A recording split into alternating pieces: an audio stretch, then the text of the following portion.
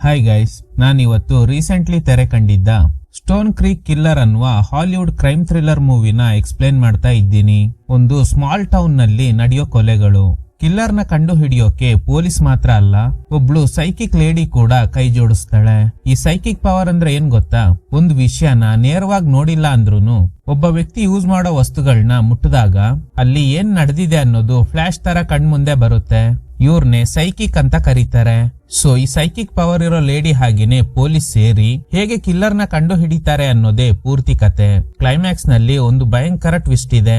ಖಂಡಿತ ನೀವು ಈ ಚಾನೆಲ್ ನಲ್ಲಿ ಅಪ್ಲೋಡ್ ಆಗುವ ಸಸ್ಪೆನ್ಸ್ ಥ್ರಿಲ್ಲರ್ ಸಿನಿಮಾಗಳನ್ನ ನಿರಂತರವಾಗಿ ನೋಡಿ ಮೊದ್ಲೇ ಕಿಲ್ಲರ್ ನ ಕಂಡು ಹಿಡಿಯೋ ಅಷ್ಟು ಜೀನಿಯಸ್ ಆಗಿದ್ದೀರಾ ಅಂತ ನನಗ್ ಗೊತ್ತು. ಆ ಇಬ್ರಿಗಿಂತ ಮೊದ್ಲೇ ನೀವೇ ಕಿಲ್ಲರ್ ನ ಕಂಡು ಹಿಡಿತೀರಾ ಅನ್ಸುತ್ತೆ. ಸರಿ ಬನ್ನಿ ಆ ಕಿಲ್ಲರ್ ನ ಹುಡ್ಕೋ ಪ್ರಯತ್ನ ಮಾಡೋಣ. ಸ್ಟಾರ್ಟಿಂಗ್ ನಲ್ಲಿ ಯಾರೋ ಒಬ್ಬ ಸ್ಟ್ರೇಂಜರ್ ಗನ್ ಹಿಡ್ಕೊಂಡು ಒಂದು ಮನೆ ಕಡೆ ಹೋಗ್ತಾ ಇದ್ದಾನೆ. ಹಾಗೇನೆ ಬ್ಯಾಕ್ ಗ್ರೌಂಡ್ ಅಲ್ಲಿ ಒಂದು ವಾಯ್ಸ್ ಮಾತ್ರ ಕೇಳ್ತಾ ಇದೆ, ಬೇಡ ನನ್ ಮಗನ್ನ ಬಿಟ್ಬಿಡು, ಅವನ್ ಪಾಪ ಅಂತ ತಾಯಿ ಒಬ್ರು ಅಳ್ತಾ ಇದ್ದಾರೆ. ಇನ್ನೊಬ್ಬ ಅದೆಲ್ಲ ಆಗಲ್ಲ, ಅವನೆಲ್ಲಿ, ಅವನಿಗಿವತ್ತು ಒಂದು ಗತಿ ಕಾಣಿಸ್ತೆ, ಇಲ್ಲಿಂದ ಹೋಗಲ್ಲ ಅಂತ ಗಲಾಟೆ ಮಾಡ್ತಾನೆ. ಕಟ್ ಮಾಡಿದ್ರೆ ಹೀರೋಗೆ ಈಗ ಅಷ್ಟೇ ನಿದ್ದೆಯಿಂದ ಎಚ್ಚರಿಕೆ ಆಗುತ್ತೆ. ಇವನ್ ಹೆಸರು ಕಾರ್ಲ್. ಒಂದು ಸಣ್ಣ ಊರಲ್ಲಿ ಪೊಲೀಸ್ ಆಗಿರ್ತಾನೆ. ಆ ಸ್ಟೇಷನ್ ನಲ್ಲಿ ಮಾರ್ಜ್ ಅನ್ನುವ ಒಬ್ಳು ಅಸಿಸ್ಟೆಂಟ್ ಕೂಡ ಇದ್ದಾಳೆ. ಇದೇ ಸ್ಟೇಷನ್ಗೆ ಹೊಸದಾಗೊಬ್ಬ ಟ್ರಾನ್ಸ್ಫರ್ ತಗೊಂಡು ಬರ್ತಾನೆ, ಹೆಸರು ಟ್ರೆಂಟ್. ಈ ಸ್ಟೇಷನ್ಗೆ ಇನ್ನೊಬ್ರು ಆಫೀಸರ್ ಬೇಕು ಅಂತ ಕಾರ್ಲ್ ರಿಕ್ವೆಸ್ಟ್ ಮಾಡಿರ್ತಾನೆ. ಅದಕ್ಕೇನೆ ಟ್ರೆಂಟ್ ಬಂದಿರೋದು.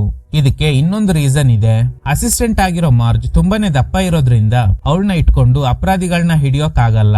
ಯಾರಾದ್ರೂ ಕಳ್ಳ ಬಂದ ಅನ್ಕೊಳ್ಳಿ, ಇವಳಿಂದ ಹೇಗ್ ತಾನೇ ಓಡಿಸ್ಕೊಂಡು ಹೋಗಿ ಕಳ್ಳನ್ನ ಹಿಡಿಯೋಕ್ ಸಾಧ್ಯ? ಈಗ ಒಬ್ರು ಲೇಡಿ ಬರ್ತಾರೆ. ನನಗೆ ಲೀಸಾ ಅಂತ ಒಬ್ಳು ಮಗಳಿದ್ದಾಳೆ, ಅದ್ ನಿಮ್ಗೂ ಗೊತ್ತು ತಾನೆ. ನಿನ್ನೆ ರಾತ್ರಿಯಿಂದ ಅವಳು ಮಿಸ್ಸಿಂಗ್. ಫ್ರೆಂಡ್ ಮನೆಗೆ ಸ್ಟಡಿ ಮಾಡಕ್ಕೆ ಹೋಗ್ತೀನಿ ಅಂತ ಅಂದಿದ್ಲು. ಆ ಫ್ರೆಂಡ್ ಹೆಸರು ಜೂಡಿ. ಅವಳ ಜೊತೆ ಸೇರಿ ಸಿಕ್ಕಾಪಟ್ಟೆ ಕುಡಿಯಕ್ ಶುರು ಮಾಡಿದ್ಲು. ನಾನಲ್ಲೋಗಿ ವಿಚಾರಿಸಬಹುದಿತ್ತು, ಆದ್ರೆ ಜೂಡಿ ಅವ್ರ ಅಪ್ಪ ಸರಿ ಇಲ್ಲ.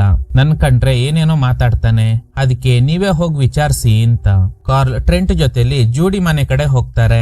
ಅಲ್ಲಿ ನೋಡಿದ್ರೆ ಜೂಡಿ ಅವ್ರ ಅಪ್ಪ ಹೊರಗಡೆನೆ ಕೂತ್ಕೊಂಡಿದ್ದಾನೆ. ಎಲ್ಲೋ ನಿನ್ ಮಗಳು? ರಾತ್ರಿ ಲೀಸಾ ಇಲ್ಲಿಗ್ ಬಂದಿದ್ಲಾ? ನಿನ್ ಮಗಳನ್ನ ಕರಿ, ಅವಳ ಜೊತೆಲಿ ಮಾತಾಡ್ಬೇಕು. ಸರಿ ಹೋಯ್ತು. ನಿನ್ನೆ ರಾತ್ರಿ ನನ್ ಮಗಳು ಲೀಸಾ ಮನೆಗೆ ಸ್ಟಡಿ ಮಾಡೋಕೆ ಹೋಗ್ತೀನಿ ಅಂತ ಹೋದವಳು ಇನ್ನೂ ರಿಟರ್ನ್ ಬಂದಿಲ್ಲ ಅಂತ. ಸೊ ಲೀಸಾ ಜೂಡಿ ಇಬ್ರು ಮಿಸ್ಸಿಂಗ್. ತಕ್ಷಣ ಕಾರ್ಲ್ಗೆ ಒಬ್ಬನ ಮೇಲೆ ಡೌಟ್ ಶುರು ಆಗುತ್ತೆ. ಅವನು ಸ್ಕೂಲ್ ಹುಡುಗಿರ್ ಜೊತೆಲಿ ತಪ್ಪಾಗಿ ನಡ್ಕೊಂಡಿದ್ರಿಂದ ಅವನ್ ಮೇಲೆ ಕೇಸ್ ಕೂಡ ಫೈಲ್ ಆಗಿತ್ತು. ಮೇ ಬಿ ಅವನ್ ಕೈವಾಡ ಏನಾದ್ರೂ ಇದೆಯಾ ಅಂತ ಚೆಕ್ ಮಾಡೋಕೆ ಹೋಗ್ತಾರೆ. ಅವನೀಗ್ಲೂ ಒಂದು ಹುಡುಗಿ ಜೊತೆ ಇದ್ದಾನೆ, ಹೆಸರು ಮಾರ್ಕ್ ಅಂತ. ಏನೋ ನೀನಿನ್ನೂ ಬುದ್ಧಿ ಕಲ್ತಿಲ್ವಾ? ಸರ್, ಇವಳು ಮೈನರ್ ಅಲ್ಲ, ಮೇಜರ್. ಅದೆಲ್ಲ ಇರ್ಲಿ, ನೀವ್ ಯಾಕೆ ಇಲ್ಲಿಗೆ ಬಂದಿದ್ದೀರಾ? ಲೀಸಾ ಜೂಡಿ ಅಂತ ಇಬ್ರು ರಾತ್ರಿಯಿಂದ ಮಿಸ್ಸಿಂಗ್. ಸರ್, ಅವರಿಬ್ರು ಮಿಸ್ಸಿಂಗ್ ಆಗೋದಕ್ಕೂ ನನಗೂ ಏನು ಲಿಂಕ್ ಇಲ್ಲ. ನನ್ ವಿಚಾರಣೆ ಮಾಡೋಕೆ ನಿಮ್ ಹತ್ರ ವಾರೆಂಟ್ ಇದೆಯಾ? ನೀವು ಹೋಗಿಲ್ಲ ಅಂದ್ರೆ ನಾನ್ ಲಾಯರ್ಗೆ ಕಾಲ್ ಮಾಡ್ಬೇಕಾಗುತ್ತೆ. ಆ ಹುಡುಗಿರ್ಗೆ ಏನಾದ್ರೂ ನಿನ್ನಿಂದನೇ ತೊಂದ್ರೆ ಆಗಿದೆ ಅಂತ ಗೊತ್ತಾಯ್ತು ಅನ್ಕೋ, ಆಮೇಲೆ ನಿನಗಿದೆ. ಸದ್ಯಕ್ಕೆ ಮಿಸ್ಸಿಂಗ್ ಕಂಪ್ಲೇಂಟ್ ರಿಜಿಸ್ಟರ್ ಮಾಡ್ಕೊಂಡು ಬೇರೆ ಸ್ಟೇಷನ್ ಗಳಿಗೆ ಇನ್ಫಾರ್ಮ್ ಮಾಡ್ತಾರೆ. ಮಾರ್ಜ್ ಒಂದು ಚೀಟಿ ಕೊಡ್ತಾಳೆ. ಯಾರೋ ಹುಡುಗಿ ನಿಮ್ ಜೊತೆಲಿ ಮಾತಾಡ್ಬೇಕಂತೆ, ಅದಕ್ಕೇನೆ ಈ ನಂಬರ್ ಕೊಟ್ಲು. ಏನೋ ಅರ್ಜೆಂಟ್ ಅಂತೆ. ಕಾಣೆ ಆಗಿರೋ ಇಬ್ರು ಹುಡುಗಿರ್ ಬಗ್ಗೆ ಅವಳಿಗೇನೋ ಗೊತ್ತಿದೆಯಂತೆ. ಕಾರ್ಲ್ ಕಾಲ್ ಮಾಡ್ತಾನೆ. ಮಾತಾಡ್ತಿರೋ ಹುಡುಗಿ ಹೆಸರು ವ್ಯಾಗ್ನರ್. ಇವರು ಮಿಸ್ಸಿಂಗ್ ಕಂಪ್ಲೇಂಟ್ ರಿಜಿಸ್ಟರ್ ಮಾಡ್ಕೊಂಡು ಅದನ್ನ ಬೇರೆ ಸ್ಟೇಷನ್ ಗಳಿಗೆ ಇನ್ಫಾರ್ಮ್ ಮಾಡಿರೋ ವಿಷಯ ವ್ಯಾಗ್ನರ್ಗೆ ಗೊತ್ತಾಗಿದೆ. ಅವರಿಬ್ರಿಗೆ ಏನೋ ತೊಂದರೆ ಆಗಿದೆ. ಅದನ್ನ ಕಂಡು ಹಿಡಿಬೇಕಂದ್ರೆ ನಾವಿಬ್ರು ನೇರವಾಗಿ ಮೀಟ್ ಆಗ್ಬೇಕು. ನೋಡಿ ಮಿಸ್ ವ್ಯಾಗ್ನರ್, ನನಗೇನು ಅರ್ಥ ಆಗ್ತಿಲ್ಲ. ಸರ್, 2 ವರ್ಷದ ಹಿಂದೆ ಒಂದೂರಲ್ಲಿ ನಿರಂತರವಾಗಿ ಸೀರಿಯಲ್ ಕಿಲ್ಲಿಂಗ್ ನಡೀತಾ ಇತ್ತು. ಪೊಲೀಸ್ನವರು ಕಿಲ್ಲರ್ ನ ಹಿಡಿಯೋಕೆ ಪರದಾಡ್ತಾ ಇದ್ದಾಗ ನಾನೇ ಅವ್ರಿಗೆ ಹೆಲ್ಪ್ ಮಾಡಿ ಕಿಲ್ಲರ್ ನ ಕಂಡು ಹಿಡಿದೆ. ಅವತ್ತಿಂದ ತುಂಬಾ ಕೇಸ್ಗಳಲ್ಲಿ ನಾನು ಪೊಲೀಸ್ನವ್ರಿಗೆ ಹೆಲ್ಪ್ ಮಾಡಿದ್ದೀನಿ. ಗೊತ್ತಾಯ್ತು ಬಿಡಿ ನೀವ್ ಯಾರು ಅಂತ. ನೋಡಿ, ನನ್ಗೆ ಅದ್ರಲ್ಲೆಲ್ಲ ನಂಬಿಕೆ ಇಲ್ಲ. ಆಗ ವ್ಯಾಗ್ನರ್, ನಿಮ್ಗೆ ನನ್ ಮೇಲೆ ನಂಬಿಕೆ ಇಲ್ಲ. 10 ಸೆಕೆಂಡ್ಸ್ ಕಣ್ ಮುಚ್ಚಿ ಏನು ಮಾತಾಡಬೇಡಿ, ಸುಮ್ನೆ ಇರಿ, ಆಮೇಲೆ ಗೊತ್ತಾಗುತ್ತೆ ನಾನ್ ಯಾರು ಅಂತ. ಕಾರ್ಲ್ ಸೈಲೆಂಟ್ ಆಗಿದ್ದಾರೆ. ಆಗ ವ್ಯಾಗ್ನರ್, ಹಾ ಗೊತ್ತಾಯ್ತು. ನಿಮ್ ಟೇಬಲ್ ಡ್ರಾವರ್ ನಲ್ಲಿ ಒಂದು ಗನ್ ಇದೆ. ಅದ್ರಲ್ಲಿ ಒಂದೇ ಒಂದು ಬುಲೆಟ್ ಮಾತ್ರ ಇರುತ್ತೆ. ಅದನ್ನ ಚೆಕ್ ಮಾಡಿದ್ಮೇಲೆ ನನ್ನ ನಂಬೇಕಾ ಬೇಡವಾ ಅನ್ನೋದನ್ನ ನೀವೇ ಡಿಸೈಡ್ ಮಾಡಿ. ನಾನ್ ನೇರವಾಗಿ ಬಂದು ನಿಮ್ನ ಮೀಟ್ ಆಗ್ತೀನಿ ಅಂತ ಕಾಲ್ ಕಟ್ ಮಾಡ್ತಾಳೆ. ಡ್ರಾವರ್ ಚೆಕ್ ಮಾಡಿದಾಗ ಒಳಗಡೆ ಗನ್ ಇದೆ. ವ್ಯಾಗ್ನರ್ ಹೇಳ್ದಂಗೆ ಗನ್ ನಲ್ಲಿ ಒಂದೇ ಒಂದು ಬುಲೆಟ್ ಮಾತ್ರ ಇದೆ. ಸೊ ಹಾಗಾದ್ರೆ ಅವಳಿಗೆ ನಿಜವಾಗ್ಲೂ ಸೈಕಿಕ್ ಪವರ್ ಇದೆಯಾ? ವ್ಯಾಗ್ನರ್ ಹೇಳಿರ್ತಾಳೆ ಅಲ್ವಾ, ಒಂದೂರಲ್ಲಿ ಕೊಲೆಗಳು ನಡೀತಾ ಇದ್ದಾಗ ಕಿಲ್ಲರ್ ನ ಕಂಡು ಹಿಡಿಯೋಕೆ ನಾನೇ ಹೆಲ್ಪ್ ಮಾಡಿದ್ದೆ ಅಂತ. ಅದಕ್ಕೆ ಸಂಬಂಧಪಟ್ಟ ಆರ್ಟಿಕಲ್ಸ್ ಗಳನ್ನ ಇವ್ರ ಸ್ಟೇಷನ್ಗೆ ಕಳಿಸ್ತಾಳೆ. ರಾತ್ರಿ 3 ಜನ ಬಾರ್ಗೆ ಹೋಗ್ತಾರೆ. ಅಲ್ಲಿ ಬಾರ್ ಟೆಂಡರ್ ಆಗಿರೋ ಹುಡುಗಿನೇ ಮಾರ್ಜ್ ಅವ್ರ ತಂಗಿ. ಅಷ್ಟರಲ್ಲಿ ಪಾಲ್ ಅನ್ನುವ ವ್ಯಕ್ತಿ ಅಲ್ಲಿಗೆ ಬಂದು ಟ್ರೆಂಟ್ ನ ನೋಡಿ, ಅಯ್ಯೋ ಪಾಪ, ಇನ್ನು ಕೆಲವೇ ದಿನಗಳಲ್ಲಿ ಪೊಲೀಸ್ ಸ್ಟೇಷನ್ ಕ್ಲೋಸ್ ಆಗುತ್ತೆ. ಅದಕ್ಕೆ ಬೇಕಾದ ಎಲ್ಲಾ ವ್ಯವಸ್ಥೆ ನಾನ್ ಮಾಡಿದ್ದೀನಿ. ನೀನ್ ಯಾಕೆ ಈ ಸ್ಟೇಷನ್ಗೆ ಟ್ರಾನ್ಸ್ಫರ್ ತಗೊಂಡ್ ತಗೊಂಡ್ ಬಂದೆ, ಈಗ್ಲೂ ಏನು ಕಾಲ ಮಿಂಚಿಲ್ಲ. ಸ್ಟೇಷನ್ ಕ್ಲೋಸ್ ಆಗೋದ್ರೊಳಗಡೆ ಟ್ರಾನ್ಸ್ಫರ್ ತಗೊಂಡು ಹೋಗ್ಬಿಡು ಅಂತ. ಇದ್ರಿಂದ ಫ್ರಸ್ಟ್ರೇಟ್ ಆಗಿದ್ದ ಕಾರ್ಲ್ ಹೊರಗಡೆ ಬರ್ತಾನೆ. ಈಗ ಮಾರ್ಜ್ ಟ್ರೆಂಟ್ ಹತ್ರ ಯಾರವನು, ಅವನಿಗೂ ಕಾರ್ಲ್ಗೂ ಏನ್ ದ್ವೇಷ ಅಂತ ಹೇಳ್ತಾಳೆ. ಪಾಲ್ ಈ ಊರಿನ ಎಕ್ಸ್ ಕೌನ್ಸಿಲರ್, ಅವನ್ನ ಅಧಿಕಾರದಿಂದ ಕೆಳಗಡೆ ಇಳಿಸಿದ್ದು ಇದೇ ಕಾರ್ಲ್. ಮೂವಿ ಸ್ಟಾರ್ಟಿಂಗ್ ನಲ್ಲಿ ಯಾರೋ ಒಬ್ಬ ಗನ್ ಹಿಡ್ಕೊಂಡು ಒಂದು ಮನೆ ಕಡೆ ಹೋಗ್ತಿರೋದ್ನ ತೋರ್ಸಿದ್ರು ಅಲ್ವಾ, ಅದು ಬೇರೆ ಯಾರು ಅಲ್ಲ, ಇದೇ ಕಾರ್ಲ್. ಹೋಗಿರೋದು ಪಾಲ್ ಮನೆಗೆ. ಪಾಲ್ ಯಾವಾಗ್ಲೂ ಹೆಂಡತಿ ಮಕ್ಕಳಿಗೆ ಟಾರ್ಚರ್ ಮಾಡ್ತಿದ್ದ. ಈ ವಿಷಯ ಗೊತ್ತಾದ್ಮೇಲೆ ಕಾರ್ಲ್ ಗನ್ ಸಮೇತ ಮನೆಗ್ ಹೋಗಿ ವಾರ್ನಿಂಗ್ ಕೊಟ್ಟಿದ್ದ. ಆದ್ರೆ ಪಾಲ್ ಹೆಂಡತಿ ತಲೆಗೆ ಹೊಡೆದು ಗಾಯ ಮಾಡಿದ್ರಿಂದ ಕಾರ್ಲ್ ಅವನ್ನ ಅರೆಸ್ಟ್ ಮಾಡಿದ್ರು. ಪಾಲ್ ಅಧಿಕಾರದಿಂದ ಕೆಳಗಿಳಿಬೇಕಾಯ್ತು. ಅದಕ್ಕೆ ಈಗ ಕಾರ್ಲ್ ಕೆಲಸ ಮಾಡ್ತಿರೋ ಸ್ಟೇಷನ್ ಕ್ಲೋಸ್ ಮಾಡ್ಸೋಕೆ ಟ್ರೈ ಮಾಡ್ತಾ ಇದ್ದಾನೆ ಅಂತ. ಬೆಳಗ್ಗೆ ಇದು ಹ್ಯಾಲುಸಿನೇಷನ್ ಅಥವಾ ಕನ್ಸ ಗೊತ್ತಿಲ್ಲ, ಕಾರ್ಲ್ ಕೈಯೆಲ್ಲ ರಕ್ತ ಆಗಿದೆ. ಅಷ್ಟರಲ್ಲಿ ಟ್ರೆಂಟ್ ಬಂದು ಎಬ್ಬಿಸ್ತಾನೆ. ಟ್ವಿಸ್ಟ್ ಏನಂದ್ರೆ ನಿದ್ದೆಯಿಂದ ಎದ್ದಿರೋ ಕಾರ್ಲ್ ಕೈಯಲ್ಲಿ ರಕ್ತದ ಕಲೆ ಇದೆ. ಸರ್ ಏನಾಯ್ತು, ಕೈಯೆಲ್ಲ ರಕ್ತ ಆಗಿದೆ? ಏನಿಲ್ಲ, ನಾನೇ ಗಾಯ ಮಾಡ್ಕೊಂಡಿದ್ದೀನಿ ಅನ್ಸುತ್ತೆ, ನೀನು ಹೊರಗಡೆ ವೆಯ್ಟ್ ಮಾಡ್ತಾ ಇರು, ನಾನ್ ಬರ್ತೀನಿ. ಹೇಗ್ ರಕ್ತ ಬಂತು ಅಂತ ಯೋಚನೆ ಮಾಡ್ತಾ ಕೈ ತೊಳಿತಾನೆ. ಸ್ಟೇಷನ್ ಹತ್ರ ಫೋನಲ್ಲಿ ಮಾತಾಡಿದ್ದ ವ್ಯಾಗ್ನರ್ ಬರ್ತಾಳೆ. ನೋಡಿ, ನಿಮ್ ಹೆಲ್ಪ್ ನಮ್ಗೆ ಬೇಕಾಗಿಲ್ಲ. ಆಗ ಟ್ರೆಂಟ್, ಓ ಮೈ ಗಾಡ್ ಮೇಡಮ್ ನೀವಾ? ನಾನು ನ್ಯೂಸ್ ಪೇಪರ್ ನಲ್ಲಿ ನಿಮ್ ಬಗ್ಗೆ ಓದಿದ್ದೆ, ನಾನಿಲ್ಗೆ ಹೊಸದಾಗಿ ಟ್ರಾನ್ಸ್ಫರ್ ತಗೊಂಡ್ ಬಂದಿದ್ದೀನಿ ಅಂತ. ಈಗ ವ್ಯಾಗ್ನರ್ ಹೇಳ್ತಾಳೆ, ಲೀಸಾ ಜೂಡಿ ಇಬ್ರು ಸತ್ತೋದ್ರು. ಕಿಲ್ಲರ್ ನಿರಂತರವಾಗಿ ಕೊಲೆ ಮಾಡ್ತಾನೆ. ನಿಜವಾಗ್ಲೂ ಅವ್ರಿಬ್ರಿಗೆ ಏನಾಯ್ತು ಅನ್ನೋದು ಗೊತ್ತಾಗ್ಬೇಕಂದ್ರೆ ನಾನ್ ನಿಮ್ ಜೊತೆಲಿ ಇರ್ಬೇಕು. ನೀವು ಒಪ್ಪಿಲ್ಲ ಅಂದ್ರೆ ನಾನು ಪೇರೆಂಟ್ಸ್ ಜೊತೆಲಿ ಮಾತಾಡ್ಬೇಕಾಗುತ್ತೆ. ಆಗ ಟ್ರೆಂಟ್ ಹೇಳ್ತಾನೆ, ಸರ್ ಅವ್ರಿಗೆ ಸೈಕಿಕ್ ಪವರ್ ಇದೆ, ಹೇಗೂ ಈ ಕೇಸ್ ನಲ್ಲಿ ಯಾವುದೇ ಲೀಡ್ ಸಿಕ್ಕಿಲ್ಲ ತಾನೆ, ಅವರೇ ಹೆಲ್ಪ್ ಮಾಡೋಕೆ ಬಂದಿರುವಾಗ ಯಾಕೆ ಬೇಡ ಅಂತೀರಾ? ಸೊ ಈಗ ಅವಳನ್ನ ಕರ್ಕೊಂಡು ಎಲಿಸಾ ಅವ್ರ ತಾಯಿ ಮನೆಗೆ ಹೋಗ್ತಾರೆ. ಲೀಸಾ ಯೂಸ್ ಮಾಡಿದ್ದ ವಸ್ತುಗಳನ್ನ ಮುಟ್ ನೋಡಿದ್ರೆ ಅವಳಿಗೆ ಏನಾಯ್ತು ಅನ್ನೋದು ಇವಳಿಗೆ ಫ್ಲಾಶ್ ರೂಪದಲ್ಲಿ ಕಾಣಿಸುತ್ತೆ. ಈಗ ಲೀಸಾ ಯೂಸ್ ಮಾಡ್ತಿದ್ದ ವಸ್ತುಗಳನ್ನ ಹಿಡ್ಕೊಂಡಾಗ ಫ್ಲಾಶ್ ರೂಪದಲ್ಲಿ ಕೆಲವೊಂದು ವಿಜುವಲ್ಸ್ ಕಾಣಿಸುತ್ತೆ. ಲೀಸಾಗ್ ಯಾರೋ ಮೇಕಪ್ ಮಾಡ್ತಿದ್ದಾರೆ, ಹಾಗೇನೆ ಒಂದು ಹೂತೋಟ ಕಾಣಿಸುತ್ತೆ. ವ್ಯಾಗ್ನರ್ ಹೇಳ್ತಾಳೆ, ಸಾರಿ ಮ್ಯಾಮ್, ನಿಮ್ ಮಗಳು ಜೀವಂತವಾಗಿಲ್ಲ. ಇದನ್ ಕೇಳಿ ಲೀಸಾ ಅವ್ರ ತಾಯಿ ಜೋರಾಗಿ ಅಳ್ತಾ ಇದ್ದಾರೆ. ಹೊರಗಡೆ ಬಂದು ಕಾರ್ಲ್ ವ್ಯಾಗ್ನರ್ಗೆ ಬೈತಾನೆ. ಯಾರಾದ್ರೂ ಮಗಳು ಸತ್ತಿರೋ ವಿಷಯನ ಸಡನ್ ಆಗಿ ಹೇಳ್ತಾರ? ಸರಿ, ನೀನ್ ಬಂದ ಕೆಲ್ಸ ಮುಗೀತು ತಾನೆ, ಫಸ್ಟ್ ಇಲ್ಲಿಂದ ಹೋಗು. ನೋಡಿ, ನನಗೆ ಲೀಸಾ ಮಾತ್ರ ಕಂಡಿದ್ದು, ಜೂಡಿ ಎಲ್ಲಿದ್ದಾಳೆ ಅಂತ ಗೊತ್ತಿಲ್ಲ. ಲೀಸಾ ಬಾಡಿನ ಕಂಡು ಹಿಡಿಬೇಕಂದ್ರೆ ಆ ಪ್ಲೇಸ್ ನನಗೆ ಮಾತ್ರ ಗೊತ್ತಿರೋದು. ನನ್ ಜೊತೆಲ್ ಬನ್ನಿ ಅಂತ ಅವಳು ವಿಜುವಲ್ ನಲ್ಲಿ ಕಂಡಿದ್ದ ಹೂತೋಟಕ್ಕೆ ಕರ್ಕೊಂಡು ಹೋಗ್ತಾಳೆ. ನೋಡಿದ್ರೆ ಶಾಕಿಂಗ್ಲಿ ಲೀಸಾ ಬಾಡಿ ಅಲ್ಲೇ ಇದೆ. ವ್ಯಾಗ್ನರ್ ವಿಷನ್ ನಲ್ಲಿ ನೋಡಿರ್ತಾಳೆ ಅಲ್ವಾ, ಯಾರೋ ಲೀಸಾಗೆ ಮೇಕಪ್ ಮಾಡ್ತಿರೋ ತರ. ಆ ಮೇಕಪ್ ಈಗ್ಲೂ ಹಂಗೇನೆ ಇದೆ. Red colour nail polish and red colour lipstick. ಈ ಕಲರ್ ಮೂಲಕ ಕಿಲ್ಲರ್ ಏನನ್ನೋ ಹೇಳಕ್ ಟ್ರೈ ಮಾಡ್ತಾ ಇದ್ದಾನೆ. ಇನ್ನು ಜೂಡಿನ್ ಬೇರೆ ಕಂಡು ಹಿಡಿಬೇಕು. ನೆಕ್ಸ್ಟ್ ಡೇ ವ್ಯಾಗ್ನರ್ ಜೂಡಿ ತಂದೆ ಕೈನ ಹಿಡ್ಕೊಂಡಾಗ ಕೆಲವೊಂದು ಫ್ಲಾಶಸ್ ಬರುತ್ತೆ. ಸ್ವಂತ ತಂದೆನೆ ಮಗಳನ್ನ ಅಬ್ಯೂಸ್ ಮಾಡೋ ತರ ವಿಜುವಲ್ಸ್ ಕಂಡಿದ್ರಿಂದ ನಿನ್ ಮಗಳಿಗೆ ಏನ್ ಮಾಡ್ದೆ ಅಂತ ಕೇಳ್ತಾಳೆ. ಅವ್ನ್ ಆಲ್ರೆಡಿ ಕುಡ್ದು ಟೈಟ್ ಆಗಿರೋದ್ರಿಂದ ಅವ್ನ್ ಏನ್ ಮಾತಾಡ್ತಾ ಇದ್ದಾನೋ ಅವನಿಗೆ ಗೊತ್ತಿಲ್ಲ. ವ್ಯಾಗ್ನರ್ ಹೇಳ್ತಾಳೆ, ಇವನೇ ಮಗಳಿಗೇನೋ ಮಾಡಿದ್ದಾನೆ ಅನ್ಸುತ್ತೆ. ಹೌದಾ, ನೀನ್ ನೋಡ್ದ? ಕನ್ಫರ್ಮ್ ಆಗಿ ಹೇಳಕ್ ಆಗುತ್ತಾ? ನನ್ಗೆ ಇರೋ ಪವರ್ ಅಷ್ಟೊಂದು ಡೀಟೇಲ್ ಆಗಿ ವರ್ಕ್ ಆಗಲ್ಲ. ನಾನೊಬ್ಬ ವ್ಯಕ್ತಿ ಅಥವಾ ವಸ್ತುಗಳನ್ನ ಮುಟ್ಟಿದಾಗ ಫ್ಲಾಶಸ್ ತರ ಬರುತ್ತೆ. ಅದ್ರಲ್ಲಿರೋ ಹಿಂಟ್ ನೋಡಿ ನಾನು ಏನಾಗಿದೆ ಅಂತ ಗೆಸ್ ಮಾಡ್ತೀನಿ. 100% ಇದೇ ನಡೆದಿದೆ ಅಂತ ಹೇಳಕ್ ಆಗಲ್ಲ. ಮನೆ ಹೊರಗಡೆ ನಿಂತಿರೋ ಸೈಕಲ್ ನಲ್ಲಿ ಜೂಡಿ ಯೂಸ್ ಮಾಡ್ತಿದ್ದ ವಾಚ್ ಸಿಗುತ್ತೆ. ಅದನ್ನ ನೋಡಿದ್ದ ಟ್ರೆಂಟ್, ಬೇಕಾದ್ರೆ ಇದನ್ನ ಟಚ್ ಮಾಡಿ ನೋಡಿ, ಜೂಡಿ ಎಲ್ಲಿದ್ದಾಳೆ ಅನ್ನೋದು ಗೊತ್ತಾಗ್ಬೋದು ಅಂದಾಗ ವ್ಯಾಗ್ನರ್ ಹಂಗೆ ಮಾಡ್ತಾಳೆ. ಆಗ ಫ್ಲಾಶ್ ನಲ್ಲಿ ಒಂದು ಲೇಕ್ ಕಾಣಿಸುತ್ತೆ. ಈಗ 3 ಜನ ಲೇಕ್ ಹತ್ರ ಹೋದಾಗ ಅಲ್ಲೇ ಜೂಡಿ ಡೆಡ್ ಬಾಡಿ ಇದೆ. ಸೇಮ್ ಟು ಸೇಮ್ ಒಂದೇ ಪ್ಯಾಟರ್ನ್ ನಲ್ಲೇ ಕೊಲೆ ನಡೆದಿದೆ. ಕಿಲ್ಲರ್ ಇಬ್ಬರನ್ನು ಕೊಲ್ಲೋಕು ಮುಂಚೆ ರೆಡ್ ಕಲರ್ ನ ಲಿಪ್ಸ್ಟಿಕ್, ರೆಡ್ ಕಲರ್ ನ ನೇಲ್ ಪಾಲಿಶ್ ಹಾಕಿ ಮೇಕಪ್ ಮಾಡಿದ್ದಾನೆ. ಆದ್ರೆ ಈಗ ಇಬ್ರು ಹುಡುಗಿರ್ ಫೋಟೋಸ್ ನ ನೋಡಿದಾಗ ರೆಡ್ ಕಲರ್ ನ ಲಿಪ್ಸ್ಟಿಕ್ ಆಗ್ಲಿ ನೇಲ್ ಪಾಲಿಶ್ ಆಗ್ಲಿ ಅವ್ರು ಯೂಸ್ ಮಾಡೇ ಇಲ್ಲ. ಕಿಲ್ಲರ್ ಈ ರೆಡ್ ಕಲರ್ ನ ಯೂಸ್ ಮಾಡಿ ಮೇಕಪ್ ಮಾಡಿದ್ದಾನೆ. ಜೂಡಿ ತಂದೆನೆ ಅವಳನ್ನ ಅಬ್ಯೂಸ್ ಮಾಡಿರೋ ತರ ಇವಳಿಗೆ ಬಂದಿದ್ದ ವಿಜುವಲ್ ನ ಇಟ್ಕೊಂಡು ನೋಡಿದ್ರೆ ಲೀಸಾ ಜೂಡಿ ಯಾರಿಂದನೋ ತೊಂದರೆಗೊಳಗಾಗಿ ಸೂಸೈಡ್ ಮಾಡ್ಕೋಬೇಕು ಅಂತ ಅನ್ಕೊಂಡಿದ್ದಾರೆ. ಇದನ್ನ ತಿಳ್ಕೊಂಡಿದ್ದ ಕಿಲ್ಲರ್ ನಾನೇ ದೇವ್ರು ಅನ್ಕೊಂಡು ಇಲ್ಲಿರೋ ಡೀಮನ್ಸ್ ಕೈಯಲ್ಲಿ ಸಿಕ್ಕಿ ಸಾಯೋ ಬದ್ಲು ನಾನು ಒಳ್ಳೆ ಜಾಗಕ್ಕೆ ಕಳಿಸ್ತೀನಿ ಅಂತ ಈ ಕಿಲ್ಲರ್ ಫ್ರೀ ಮಾಡೋ ನೆಪದಲ್ಲಿ ಇವರಿಬ್ಬರನ್ನ ಕೊಲೆ ಮಾಡಿರ್ಬೋದು ಅಂತ ಗೆಸ್ ಮಾಡ್ತಾಳೆ. ಈ ಸಣ್ಣ ಊರಲ್ಲಿ 2 ಕೊಲೆ ನಡೆದಿದೆ. ಈ ಕೇಸ್ ನ ಇನ್ವೆಸ್ಟಿಗೇಷನ್ ಮಾಡೋಕೆ 3 ಜನರಿಂದ ಮಾತ್ರ ಸಾಧ್ಯ ಆಗಲ್ಲ. ಸಿಟಿಯಿಂದ ಎಕ್ಸ್ಟ್ರಾ ಫೋರ್ಸ್ ಬರಬೇಕು. ಅವರೆಲ್ಲ ಬಂದ ಮೇಲೆ ಕಾರ್ಲ್ ಸ್ಟೇಷನ್ಗೆ ಬರ್ತಾನೆ. ಈ ಊರಲ್ಲಿ ನಡೆದಿರೋ 2 ಕೊಲೆ, ಒಬ್ರು ಸೈಕಿಕ್ ಆ ಡೆಡ್ ಬಾಡೀಸ್ ನ ಕಂಡು ಹಿಡಿಯೋಕೆ ಟ್ರೈ ಮಾಡಿದ್ದಾರೆ ಅನ್ನೋದು ಮೀಡಿಯಾಗೆ ಗೊತ್ತಾಗುತ್ತೆ. ಎಕ್ಸ್ ಕೌನ್ಸಿಲರ್ ಪಾಲ್ ಕಾರ್ಲ್ಗೆ ಕಾಲ್ ಮಾಡಿ ಹೇಳ್ತಾನೆ, ಏನೋ ಕಾರ್ಲ್, ನಿಮ್ಮಿಂದ ಏನು ಕಂಡು ಹಿಡಿಯೋಕ್ ಆಗಿಲ್ಲ, ಅದಕ್ಕೆ ಸೂಪರ್ ಪವರ್ ಇರೋ ಲೇಡಿನ ಕರ್ಸ್ಕೊಂಡಿದ್ದೀರಂತೆ. ನೀನ್ ಯಾರನ್ನೇ ಕರ್ಕೊಂಡ್ ಬಂದ್ರೂನು ಆ ಸ್ಟೇಷನ್ ಕ್ಲೋಸ್ ಮಾಡದೆ ಬಿಡಲ್ಲ. ಆಗ ಕಾರ್ಲ್, ಲೋ ನಿನ್ ಪಾಸ್ಟ್ ಬಗ್ಗೆ ನನಗ್ ಗೊತ್ತಿಲ್ವಾ?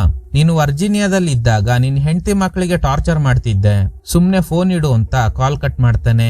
ಬಾಡೀಸ್ ನ ಎಕ್ಸಾಮಿನ್ ಮಾಡಿರೋ ಆಟೋಪ್ಸಿ ಡಾಕ್ಟರ್ಗೆ ಕಾಲ್ ಮಾಡಿ, ಬ್ರೋ ಇಲ್ಲಿ ನನಗೆ ತುಂಬಾನೇ ಸಮಸ್ಯೆ ಆಗ್ತಿದೆ, ಈ ಕೇಸ್ ನಾನೇ ಸಾಲ್ವ್ ಮಾಡಿದ್ರೆ ಮಾತ್ರ ನನಗೆ ಸ್ವಲ್ಪ ಒಳ್ಳೆ ಹೆಸರು ಬರುತ್ತೆ, ಸೊ ನಿಮ್ಗೆ ಏನೇ ಲೀಡ್ ಸಿಕ್ಕಿದ್ರು ಫಸ್ಟ್ ನನಗೇನೆ ಹೇಳಿ ಅಂತ. ನೆಕ್ಸ್ಟ್ ವ್ಯಾಗ್ನರ್ ನ ಡ್ರಾಪ್ ಮಾಡೋಕೆ ಹೋದಾಗ ಅವಳು ಡ್ರಿಂಕ್ಸ್ ಮಾಡೋಕೆ ಕರೀತಾಳೆ. ಆಕ್ಚುಲಿ ಇವರಿಬ್ರು ಈ ಊರಿಗೆ ಸೇರಿದವರಲ್ಲ. ವರ್ಜೀನಿಯಾನಲ್ಲಿದ್ದ ಕಾರ್ಲ್ ಇನ್ವೆಸ್ಟಿಗೇಷನ್ ಸಂದರ್ಭದಲ್ಲಿ ಯಾರನ್ನೋ ಕೊಲೆ ಮಾಡಿದ್ರಿಂದ ಈ ಊರಿಗೆ ಬಂದಿರ್ತಾನೆ. ಇನ್ನು ವ್ಯಾಗ್ನರ್ ಈ ಕೇಸ್ ವಿಷಯ ತಿಳ್ಕೊಂಡು ಸಾಲ್ವ್ ಮಾಡೋಕೆ ಬಂದಿರ್ತಾಳೆ. ಕಾರ್ಲ್ ಇವಳ ಪಾಸ್ಟ್ ಬಗ್ಗೆ ಕೇಳಿದಾಗ, ನಾನು ಚಿಕ್ಕವಳಾಗಿದ್ದಾಗ ನಮ್ಮಪ್ಪ ಕುಡ್ದಾಗ್ಲೆಲ್ಲ ನನಗೆ ಸಿಗರೇಟ್ ನಲ್ಲಿ ಸುಡ್ತಾ ಇದ್ರು. ಒಂದಿನ ಜಾಸ್ತಿ ಕೋಪ ಬಂದು ನನ್ ತಲೆಗೆ ಜೋರಾಗಿ ಹೊಡೆದ್ರು. ಅವತ್ತಿಂದನೇ ನನಗೆ ಈ ಸೈಕಿಕ್ ಪವರ್ ಬಂತು. ಅದ್ರ ಮೂಲಕ ನಾನು ನಮ್ ತಂದೆ ಪಾಸ್ಟ್ ಬಗ್ಗೆನೂ ನೋಡ್ದೆ. ನಮ್ ತಂದೆ ನನಗೆ ಯಾವ ರೀತಿ ಟಾರ್ಚರ್ ಮಾಡ್ತಿದ್ರು ಅದೇ ತರ ನಮ್ ತಂದೆ ಚಿಕ್ಕವರಾಗಿದ್ದಾಗ ಅವರಪ್ಪ ಟಾರ್ಚರ್ ಮಾಡಿದ್ದಾರೆ.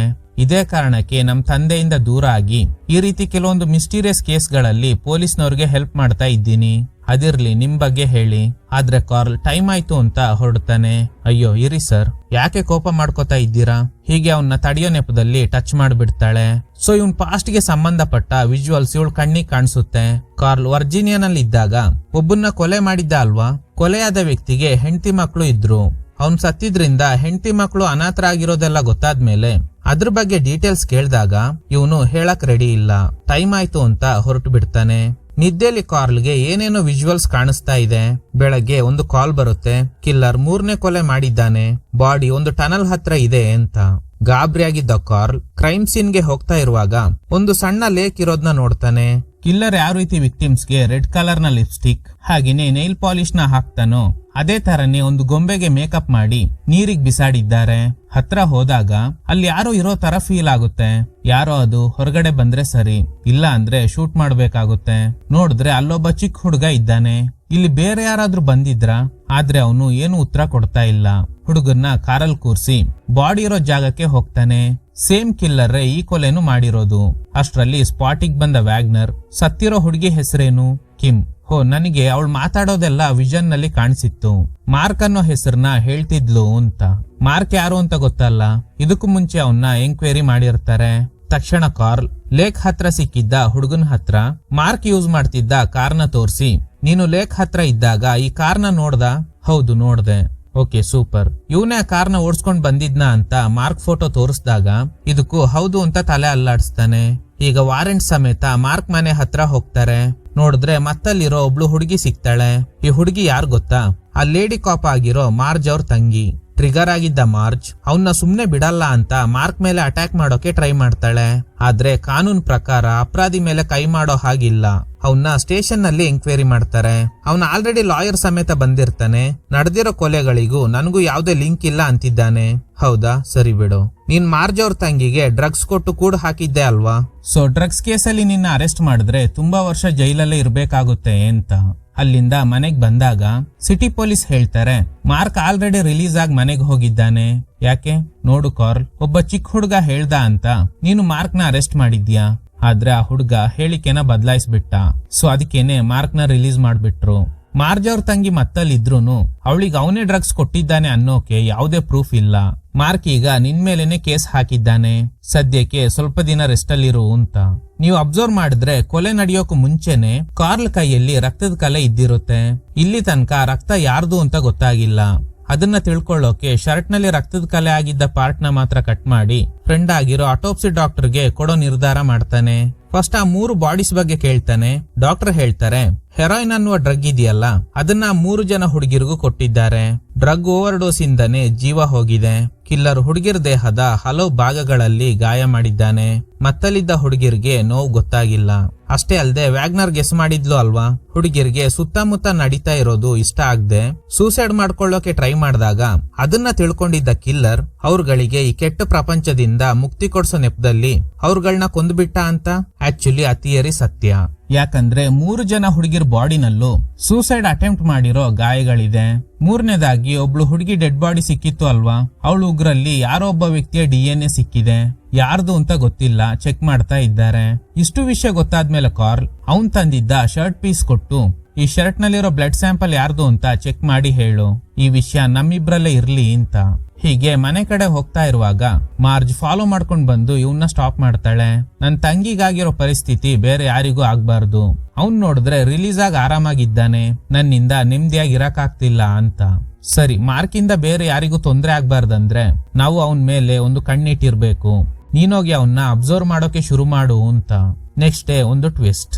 ಮನೇಲಿರ್ಬೇಕಾದ ಮಾರ್ಜ್ ಅವ್ರ ತಂಗಿ ಇವನ್ ಮನೆ ಹತ್ರ ಹೆಣವಾಗಿ ಬಿದ್ದಿದ್ದಾಳೆ. ಇವನ್ ಲಾಠಿಯಿಂದ ಹೊಡೆದಿದ್ರಿಂದಾನೆ ಅವಳು ಸಾವಾಗಿದೆ. ಈಗ ಸಿಟಿ ಪೊಲೀಸ್ ಕಾರ್ಲ್ ಅವ್ರನ್ನ ಅರೆಸ್ಟ್ ಮಾಡಿ, ಹೇಳಪ್ಪ ಸತ್ಯನ ನೀನೇ ಹೇಳ್ಬೇಕು, ನಿನ್ ಲಾಠಿಯಿಂದ ಹೊಡೆದಿದ್ರಿಂದಾನೆ ಆ ಹುಡುಗಿ ಸತ್ತೋಗಿದ್ದಾಳೆ. ಅಷ್ಟೇ ಅಲ್ದೆ ಮನೇಲಿರ್ಬೇಕಾದ ಮಾರ್ಕ್ ಮನೆ ಹತ್ರ ಹೋಗಿದ್ದಾಳೆ, ನೀನೇ ಅವಳನ್ನ ಕಳ್ಸಿರೋದು. ಅಂದ್ರೆ ಮನೇಲಿ ಒಂಟಿಯಾಗಿದ್ದ ಅವಳ ತಂಗಿನ ನೀನೇ ಲಾಠಿಯಿಂದ ಹೊಡೆದು ಸಾಯಿಸಿದ್ಯಾ? ಸರ್, ಹುಚ್ಚನ್ ತರ ಮಾತಾಡಬೇಡಿ, ನಾನ್ಯಾಕೆ ಅವಳನ್ನ ಸಾಯಿಸ್ಲಿ? ಇನ್ ಕೇಸ್ ನಾನೇ ಕೊಲೆ ಮಾಡಿದ್ರೆ ಬಾಡಿನ ನಮ್ಮನೆ ಹತ್ರನೇ ಹಾಕಿ ಅವಳನ್ನ ಕೊಂದಿದ್ದ ಲಾಠಿನ ಬಾಡಿ ಹತ್ರನೇ ಇಡ್ತೀನ? ನನಗೂ ಆ ಕೊಲೆಗೂ ಯಾವುದೇ ಸಂಬಂಧ ಇಲ್ಲ. ಸದ್ಯಕ್ಕೆ ಇವನೇ ಕೊಲೆ ಮಾಡಿದ್ದಾನೆ ಅಂತ ಪ್ರೂವ್ ಮಾಡೋಕೆ ಯಾವುದೇ ಎವಿಡೆನ್ಸ್ ಸಿಕ್ಕಿಲ್ಲ. ಅದಕ್ಕೆ ಬೇಲ್ ಕೊಟ್ಟು ರಿಲೀಸ್ ಮಾಡ್ತಾರೆ. ವ್ಯಾಗ್ನರ್ಗೆ ಕಾಲ್ ಮಾಡಿದಾಗ ಅವಳು ಪಿಕ್ ಮಾಡಲ್ಲ. ನೇರವಾಗಿ ಅವಳು ಸ್ಟೇ ಆಗಿದ್ದ ಹೋಟೆಲ್ ಹತ್ರ ಹೋದಾಗ ಅಲ್ಲೂ ಅವಳು ಕಾಣಿಸ್ತಾ ಇಲ್ಲ. ಮೇ ಬಿ ಮಾರ್ಕ್ ಏನಾದ್ರೂ ಕಿಡ್ನಾಪ್ ಮಾಡಿದ್ನ ಅನ್ಕೊಂಡು ಒಂದು ಶಾರ್ಟ್ ಗನ್ ತಗೊಂಡು ಹೋಗ್ತಾ ಇರುವಾಗ ಆಟೋಪ್ಸಿ ಡಾಕ್ಟರ್ ಕಾಲ್ ಮಾಡ್ತಾರೆ. ಇವನು ಶರ್ಟ್ ಪೀಸ್ ಕೊಟ್ಟಿದ್ದ ಅಲ್ವಾ, ಅದರಲ್ಲಿದ್ದ ರಕ್ತದ ಕಲೆ ಫಸ್ಟ್ ಟೈಮ್ ಕೊಲೆ ಆಗಿದ್ದ ಲೀಸದೆ ಅಂತೆ. ಅಂದ್ರೆ ಆ ದಿನ ಇವನ್ ಕೈಯಲ್ಲಾಗಿದ್ದ ರಕ್ತ ಅವಳ್ದೆ. ಮೂರನೇದಾಗಿ ಕೊಲೆ ಆಗಿದ್ದ ಹುಡುಗಿ ಉಗ್ರಲ್ಲಿ ಯಾವ್ದೋ ವ್ಯಕ್ತಿಯ DNA ಸಿಕ್ಕಿತ್ತು ಅಲ್ವಾ, ಅದು ಮಾರ್ಕ್ ಇದ್ದಾನಲ್ಲ ಅವಂದೇ DNA. ಈಗ ಕಾರ್ಲ್ ನೇರವಾಗಿ ಮಾರ್ಕ್ ಮನೆ ಹತ್ರ ಹೋದಾಗ ಅಲ್ಲಿ ಟ್ರೆಂಟ್ ಇದ್ದಾನೆ. ಇಲ್ಲೇನ್ ಮಾಡ್ತಿದ್ಯಾ? ವ್ಯಾಗ್ನರ್ರೆ ನನಗೆ ಕಾಲ್ ಮಾಡಿದ್ದು. ಅವಳು ಸ್ಟೇ ಆಗಿದ್ದ ಹೋಟೆಲ್ ನ ಪಕ್ಕದಲ್ಲಿ ಮಾರ್ಕ್ ನ ಕಾರ್ ಇತ್ತಂತೆ. ಅಲ್ಲೋದಾಗ ರೂಮ್ ನಲ್ಲಿ ಅವಳು ಇರ್ಲಿಲ್ಲ. ಸೊ ಇಲ್ಲೇ ಇರ್ಬೋದು ಅನ್ಕೊಂಡು ಬಂದೆ. ಒಬ್ನೇ ಒಳಗಡೆ ಹೋಗೋಕೆ ಭಯ ಆಗ್ತಿದೆ, ಅದಕ್ಕೆ ಬ್ಯಾಕಪ್ ಟೀಮ್ಗೆ ಕಾಲ್ ಮಾಡಿದ್ದೀನಿ. ಆಗ ಕಾರ್ಲ್, ಅಲ್ಲಿ ತನಕ ವೆಯ್ಟ್ ಮಾಡಿದ್ರೆ ಅವಳ ಗತಿ ಏನು? ಅವಳಿಗೇನಾದ್ರೂ ತೊಂದ್ರೆ ಆಗ್ಬೋದು, ನಾವಿಬ್ರೆ ಹೋಗೋಣ ಅಂತ ಗನ್ ಸಮೇತ ಬೇಸ್ಮೆಂಟ್ ಗೆ ಹೋಗ್ತಾರೆ. ಅಲ್ಲೇ ವ್ಯಾಗ್ನರ್ ನ ಮಾರ್ಕ್ ಕಟ್ ಹಾಕಿದ್ದಾನೆ. ಆಗ ಯಾರಿಗೋ ಶೂಟ್ ಮಾಡಿ ಸೌಂಡ್ ಕೇಳುತ್ತೆ. ಹೋಗ್ ನೋಡಿದ್ರೆ ಮಾರ್ಕ್ ತಂಗಿನ ಕೊಲೆ ಮಾಡ್ದ ಅನ್ನೋ ಕೋಪದಲ್ಲಿ ಮಾರ್ಕ್ಗೆ ಶೂಟ್ ಮಾಡಿರ್ತಾಳೆ. ಅವಳಿಗೆ ಕಾರ್ಲ್ ಮೇಲೂ ಡೌಟ್ ಇರೋದ್ರಿಂದ ಇವನಿಗೂ ಗುರಿ ಇಡ್ತಾಳೆ. ನೋಡು, ನಾನ್ ಯಾಕೆ ನಿನ್ ತಂಗಿನ ಕೊಲೆ ಮಾಡ್ಲಿ? ಆ ಗನ್ ಕೆಳಗಡೆ ಬಿಸಾಡು, ಆಮೇಲೆ ಮಾತಾಡೋಣ. ಅವಳು ನನ್ ತಂಗಿ ಇಲ್ದೇ ಇರೋ ಪ್ರಪಂಚದಲ್ಲಿ ನಾನು ಬದುಕಿರಲ್ಲ ಅಂತ ಶೂಟ್ ಮಾಡ್ಕೋತಾಳೆ. ಇದೇ ಬೇಜಾರಲ್ಲಿ ಮನೇಲಿರುವಾಗ ವ್ಯಾಗ್ನರ್ ಯಾಕೆ ಊರಿಗೆ ಬಂದಿದ್ಲು, ಆ ಕೆಲ್ಸ ಮುಗೀತು ಅಲ್ವಾ, ಅದಕ್ಕೆ ಇವನಿಗ್ ಬಾಯ್ ಹೇಳಿ ಹೋಗೋದಕ್ ಬರ್ತಾಳೆ. ಹೇಗೂ ನಮ್ಮ ಊರಿನ ಕಡೆ ಹೋಗ್ತಾ ಇದ್ದೀನಿ, ನಿನ್ ಜೊತೆಲಿ ಇದೇ ಲಾಸ್ಟ್ ಟೈಮ್ ಕುಡಿಯಕ್ ಆಗೋದು ಅಂತ. ನಿನಗೆ ಜೇಮ್ಸ್ ರ್ಯಾಂಡಿ ಅನ್ನುವ ಮೆಜಿಷಿಯನ್ ಬಗ್ಗೆ ಗೊತ್ತಾ? ಅವರು ಊರಿನ ಜನಕ್ಕೆ ಒಂದು ಚಾಲೆಂಜ್ ಕೊಟ್ರು. ಈ ಪ್ರಪಂಚದಲ್ಲಿ ದೈವ ಶಕ್ತಿ, ಮಾಟ ಮಂತ್ರ, ಸೂಪರ್ ಪವರ್ ಅಂತ ಏನಾದ್ರೂ ಇದ್ರೆ ಅದನ್ನ ನನ್ ಕಣ್ ಮುಂದೆ ಪ್ರೂವ್ ಮಾಡಿ ಅಂತ. ನೀವು ಪ್ರೂವ್ ಮಾಡಿದ್ರೆ $1 ಮಿಲಿಯನ್ ಪ್ರೈಸ್ ಕೊಡ್ತೀನಿ ಅಂತ ಹೇಳಿದ್ರು. ಇದ್ ನಡೆದು 10 ವರ್ಷ ಆಗಿದೆ. ಆದ್ರೆ ಇಲ್ಲಿ ತನಕ ಮನುಷ್ಯರಿಗೆ ಸೂಪರ್ ಪವರ್ ಇದೆ ಅಂತ ಯಾರಿಂದನೂ ಪ್ರೂವ್ ಮಾಡೋಕೆ ಆಗಿಲ್ಲ. ಹೀಗಿರುವಾಗ ನೀನ್ ಮಾತ್ರ ಹೇಗ್ ನಂಬದೆ ಅಂತ ಚೆನ್ನಾಗಿ ಮಾತಾಡ್ತಾ ಇದ್ದ ವ್ಯಾಗ್ನರ್ ಸಡನ್ ಆಗಿ ಟೆರರ್ ಆಗಿ ಮಾತಾಡಕ್ ಶುರು ಮಾಡ್ತಾಳೆ. ಅವಳು ಕೊಟ್ಟಿದ್ದ ಡ್ರಿಂಕ್ಸ್ ಕುಡ್ದಿದ್ದ ಕಾರ್ಲ್ಗೆ ತಲೆ ಸುತ್ತಾ ಇದೆ. ಈಗ್ಲೇ ಶಾಕಿಂಗ್ ಟ್ವಿಸ್ಟ್. ಹಾಗಾದ್ರೆ ಇದಕ್ಕೆಲ್ಲ ನೀನೇ ಕಾರಣನ? ನೀನೇ ನಿಜವಾದ ಕಿಲ್ಲರ ಅಂತ ಕಾರ್ಲ್ ಡಿಸೈಡ್ ಮಾಡೋ ಅಷ್ಟ್ರಲ್ಲಿ ಇನ್ನೊಂದು ಟ್ವಿಸ್ಟ್. ಅಲ್ಲಿಗೆ ಟ್ರೆಂಟ್ ಬರ್ತಾನೆ. ಆಕ್ಚುಲಿ ಟ್ರೆಂಟ್ ಹಾಗೇನೆ ವ್ಯಾಗ್ನರ್ರೆ ಮೂವಿ ಸ್ಟಾರ್ಟಿಂಗ್ ಇಂದನೂ ಕೊಲೆಗಳನ್ನ ಮಾಡ್ತಾ ಇರೋದು. ಕಾರ್ಲ್ ಗೆಸ್ ಮಾಡ್ದಂಗೆ ವ್ಯಾಗ್ನರ್ಗೆ ಯಾವುದೇ ಸೂಪರ್ ಪವರ್ ಇಲ್ಲ. ಇವರಿಬ್ರು ಸೇರಿ ಕೊಲೆಗಳನ್ನ ಮಾಡಿ ಆಲ್ರೆಡಿ ಗೊತ್ತಿದ್ದ ಬಾಡಿ ಇರೋ ಜಾಗನ ನನಗೆ ಇರೋ ಸೂಪರ್ ಪವರ್ ಮುಖಾಂತರ ಕಂಡು ಹಿಡ್ದೆ ಅಂತ ಆ ಬಾಡಿ ಇರೋ ಲೊಕೇಶನ್ ಗಳಿಗೆ ಕರ್ಕೊಂಡು ಹೋಗಿರ್ತಾಳೆ. ಇವ್ರ ಕೆಲ್ಸನೇ ಇದು. ಊರೂರ್ ತಿರುಗಿ ಯಾರೆಲ್ಲ ಸೂಸೈಡ್ ಮಾಡ್ಕೊಳ್ಳೋಕೆ ಟ್ರೈ ಮಾಡ್ತಾ ಇರ್ತಾರೋ ಅವ್ರನ್ನ ಕೊಲೆ ಮಾಡಿ ಎವಿಡೆನ್ಸ್ ಎಲ್ಲ ಬೇರೊಬ್ರ ಮೇಲೆ ತಿರುಗಿಸಿ ಅವರೇ ಕೊಲೆ ಮಾಡಿರೋದು ಅಂತ ಕೇಸ್ನ ದಾರಿ ತಪ್ಪಿಸೋದು. ಈ ಊರಲ್ಲಿ ನಡೆದಿರೋ ಕೊಲೆಗಳ ಆರೋಪ ಕಾರ್ಲ್ ಮೇಲೆ ಬರೋ ತರ ಇತ್ತು. ಲೀಸಾ ರಕ್ತ ಇವನ್ ಕೈಯಲ್ಲಿ ಇತ್ತು ಅಲ್ವಾ, ಮತ್ತಲ್ ಮಲಗಿದ್ದ ಕಾರ್ಲ್ ಕೈಯಲ್ಲಿ ಲೀಸಾ ರಕ್ತನ ಹಚ್ಚಿರೋದು ಇದೇ ಟ್ರೆಂಟ್. ಇವನ್ನೇ ಫ್ರೇಮ್ ಮಾಡಿ ತಪ್ಸ್ಕೋಬೇಕು ಅಂತ ಇಬ್ರು ಪ್ಲಾನ್ ಮಾಡಿದ್ರು. ಆದ್ರೆ ಒನ್ಸ್ ಇವನ್ ಪಾಸ್ಟ್ ಬಗ್ಗೆ ಗೊತ್ತಾದ್ಮೇಲೆ ಇವನೇ ಯಾರನ್ನು ಕೊಲೆ ಮಾಡಿ ಅದೇ ಗಿಲ್ಟ್ ಫೀಲ್ ಅಲ್ಲೇ ಬದುಕ್ತಾ ಇದ್ದಾನೆ ಅನ್ನೋದು ಗೊತ್ತಾಗಿದೆ. ಈಗ ಅದೇ ಗಿಲ್ಟ್ ಫೀಲ್ ಅಲ್ಲಿ ಇವನ್ ಯಾಕೆ ಜೀವಂತವಾಗಿರ್ಬೇಕು? ಇವನ್ನ ಸಾಯಿಸಿ ಮುಕ್ತಿ ಕೊಡಿಸಿ ಈ ಕೇಸ್ ನಲ್ಲಿ ಮಾರ್ಕ್ ನ ಫ್ರೇಮ್ ಮಾಡೋ ನಿರ್ಧಾರ ಮಾಡಿದ್ದಾರೆ. ಮೂರನೇ ಹುಡುಗಿ ಸತ್ತಾಗ ಅವಳು ಉಗ್ರಲ್ ಸಿಕ್ಕಿದ್ದ DNA ಮಾರ್ಕ್ದೇ ಅಲ್ವಾ, ಅದನ್ನ ಸೆಟ್ ಮಾಡಿದ್ದು ಕೂಡ ಇವರಿಬ್ರೆ. ಇವ್ರ ಕೆರೆನಲ್ಲಿ ಬಿಸಾಡಿದ್ದ ಗೊಂಬೆನ್ ನೋಡಿ ಆ ಕೆರೆ ಹತ್ರ ಇದ್ದ ಚಿಕ್ಕ ಹುಡುಗನ್ನ ಕನ್ವಿನ್ಸ್ ಮಾಡಿ ಇವನೇ ತಾನೇ ಆ ಗೊಂಬೆನ ಕೆರೆನಲ್ಲಿ ಹಾಕಿದ್ದು ಅಂತ ಮಾರ್ಕ್ ಮೇಲೇನೆ ಡೌಟ್ ಬರೋ ತರ ಮಾಡಿದ್ದ ಅಲ್ವಾ, ಅದೇ ಇವರಿಗೂ ಬೇಕಾಗಿತ್ತು. ಈಗ್ಲೂ ಮಾರ್ಜ್ ತಂಗಿನ ಕೊಂದು ಕಾರ್ಲ್ ಮನೆ ಹತ್ರ ಹಾಕಿದ್ರು ಅಲ್ವಾ, ಆ ಕೊಲೆನ ಮಾರ್ಕ್ ಮಾಡಿದ್ದಾನೆ ಅಂತ ನಂಬ್ಸೋಕೆ ಅವನಿಗೆ ಗೊತ್ತಿಲ್ಲದೆ ಅವನ್ ಕಾರ್ನ ತಂದು ವ್ಯಾಗ್ನರ್ ಸ್ಟೇ ಆಗಿದ್ದ ಹೋಟೆಲ್ ಪಕ್ಕದಲ್ಲೇ ನಿಲ್ಸಿ ಅವನೇ ಇವಳನ್ನ ಕಿಡ್ನಾಪ್ ಮಾಡಿರೋ ತರ ಡ್ರಾಮಾ ಮಾಡಿದ್ದಾರೆ. ಟ್ರೆಂಟ್ ಏನ್ ಮಾಡಿದ್ದಾನೆ ಅಂದ್ರೆ ಬ್ಯಾಕಪ್ ಟೀಮ್ಗೆ ಕಾಲ್ ಮಾಡಿ ಬರೋಕೆ ಹೇಳಿದ್ರೆ ಅವರೆಲ್ಲ ಬಂದ ಮೇಲೆ ಒಳಗಡೆ ಹೋದ್ರೆ ಆಯ್ತು. ಮಾರ್ಕ್ ಹೇಗೂ ಪೊಲೀಸರನ್ನ ನೋಡಿ ತಪ್ಸ್ಕೊಳ್ಳೋಕೆ ಟ್ರೈ ಮಾಡ್ತಾನೆ. ಆಗ ಶೂಟ್ ಮಾಡಿ ಅವನ್ ಕತೆ ಮುಗಿಸಿದ್ರೆ ಆಯ್ತು ಅಂತ ಪ್ಲಾನ್ ಮಾಡಿದ್ರು. ಆದ್ರೆ ಮಾರ್ಜ್ ಬಂದು ಮಾರ್ಕ್ ನ ಶೂಟ್ ಮಾಡ್ಬಿಟ್ಲು. ಏನೋ ಒಟ್ನಲ್ಲಿ ಅವ್ನ್ ಸಾಯ್ಬೇಕಿತ್ತು. ಎಲ್ಲ ಇವ್ರ ಫೇವರ್ ಆಗಿ ನಡೆದಿದೆ. ಈಗ ಡಿಪ್ರೆಷನ್ ನಲ್ಲಿರೋ ಕಾರ್ಲ್ಗೆ ಮುಕ್ತಿ ಕೊಡೋಕೆ ಟ್ರೆಂಟ್ ಸುತ್ತಿಗೆಯಿಂದ ರಾಕಿ ಬಾಯ್ ತರ ಹೊಡಿತಾನೆ. ಸೊ ಕಾರ್ಲ್ ಕತೆ ಮುಗೀತು. ಅವ್ನ್ ಯಾವ ಸುತ್ತಿಗೆಯಿಂದ ಕಾರ್ಲ್ ನ ಕೊಲೆ ಮಾಡಿರ್ತಾನೋ ಅದೇ ಸುತ್ತಿಗೆನ ಎಕ್ಸ್ ಕೌನ್ಸಿಲರ್ ಇದ್ದಾರಲ್ಲ ಅವ್ರ ಕೈನಲ್ಲಿ ಇಟ್ಟಿರ್ತಾರೆ. ರಾತ್ರಿ ಅವ್ರಿಗೆ ಡ್ರಗ್ಸ್ ಕೊಟ್ಟು ಈ ರೀತಿ ಮಾಡಿದ್ರಿಂದ ಅವ್ರಿಗೇನು ಅರ್ಥ ಆಗ್ತಿಲ್ಲ. ಮೊದ್ಲೇ ಇವನಿಗೂ ಅವನಿಗೂ ಆಗ್ತಾ ಇರ್ಲಿಲ್ಲ. ಅದೇ ದ್ವೇಷದಲ್ಲಿ ಕೊಲೆ ಮಾಡಿದ್ದಾನೆ ಅಂತ ಅರೆಸ್ಟ್ ಮಾಡ್ಕೊಂಡು ಹೋಗ್ತಾರೆ. ಕೊನೆಗೂ ನಿಜವಾದ ಕಿಲ್ಲರ್ಸ್ ನ ಅರೆಸ್ಟ್ ಮಾಡೋಕೆ ಆಗಿಲ್ಲ. ಇವರಿಬ್ರು ಇದೇ ತರನೇ ತುಂಬಾ ಕಡೆ ಕೊಲೆ ಮಾಡಿ ಬೇರೆಯವ್ರನ್ನ ಫ್ರೇಮ್ ಮಾಡಿ ಎಸ್ಕೇಪ್ ಆಗ್ತಾ ಇರ್ತಾರೆ. ಅಂಡ್ ಈ ಸೀರೀಸ್ ಆಫ್ ಮರ್ಡರ್ಸ್ ಕಂಟಿನ್ಯೂ ಆಗೋ ಸಾಧ್ಯತೆ ಕೂಡ ಇದೆ. ಇದ್ರೊಂದಿಗೆ ಚಿತ್ರ ಎಂಡ್ ಆಗುತ್ತೆ. Okay guys, thanks for watching. ಈ ತರದ ಥ್ರಿಲ್ಲಿಂಗ್ ವಿಡಿಯೋಗಳಿಗಾಗಿ ನಮ್ ಸಿನಿಮಾ ಫ್ಯಾಕ್ಟ್ಸ್ ಚಾನೆಲ್ ನ ತಪ್ಪದೆ ಸಬ್ಸ್ಕ್ರೈಬ್ ಮಾಡಿ, ಪಕ್ಕದಲ್ಲಿರೋ ಬೆಲ್ ಐಕಾನ್ ನ ಪ್ರೆಸ್ ಮಾಡಿ ಆಲ್ ನೋಟಿಫಿಕೇಶನ್ ಗಳನ್ನ ಆನ್ ಮಾಡಿ ಇಟ್ಕೊಳ್ಳಿ.